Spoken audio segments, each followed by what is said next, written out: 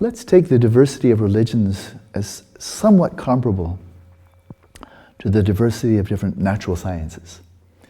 There are physicists who believe that all the big questions about nature reality will be discovered by physicists, because everything boils down to particles and forces. So it's like a turf war. We physicists, look to us, give us the money for research, because we'll come up with all the answers. And then there are neuroscientists say, oh, you want to understand the nature of human existence, the nature of the mind? We will give you the answers, because the mind is just what the brain does. Give us the money, we'll come up with the answers. And then others, environmentalists, might say, oh, but we have the answers. But of course, good science, awakened science, is where physicists learn from biologists, and biologists learn from psychologists, and psychologists from anthropologists, and anthropologists from geneticists. Because we recognize that no one branch of science has all the answers. They're part of a larger mosaic, and they become enriched by interscientific dialogue and research. There's no one religion that has all the answers. Many of them think we have all the answers.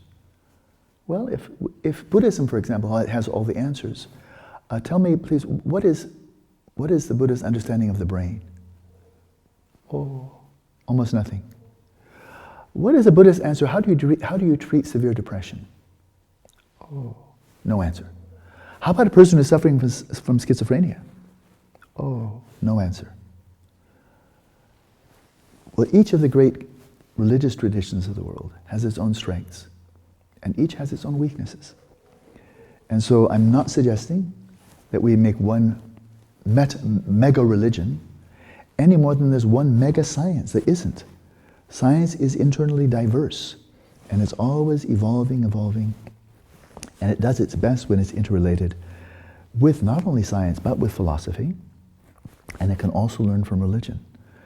And so if we recognize that each of the traditions, including the shamanic, has its own strengths, and we can learn from the strengths of the other tradition without having to convert to the other tradition, we can also share the strengths of our own tradition with others without trying to convert them, but with respect and appreciation of the strengths of each individual tradition.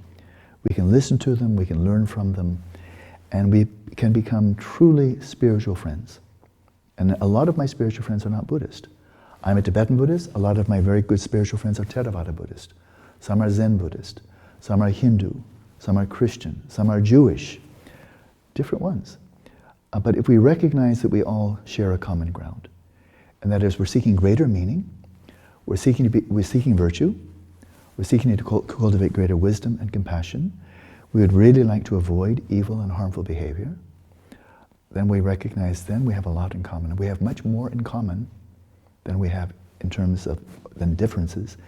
And the differences we can, if we feel very comfortable, very secure in our own tradition, then we can actually take a lot of delight in the differences. So I don't believe in a creator God, but many people that I know do, and I see how deeply that benefits them.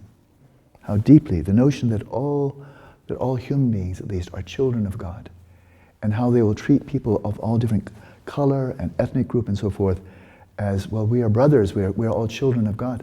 I see that can be very powerful. It's not my belief, but then my beliefs are limited. I don't know everything. My beliefs are not all-encompassing. And so, but then the Buddhists have the view of Buddha nature. All sentient beings have Buddha nature. That's our family. But then for each of these, the Sufi has its own strengths that you don't find anywhere else. The Kabbalah, the Jewish tradition, strengths you don't find else. Christianity and so forth. So while if we can feel very content, very satisfied, very confident in our own tradition, then we can explore others, listen to others, without fearing, oh, will I lose my way, or am I contaminating my tradition? And then we can celebrate diversity and even more deeply celebrate underlying unity.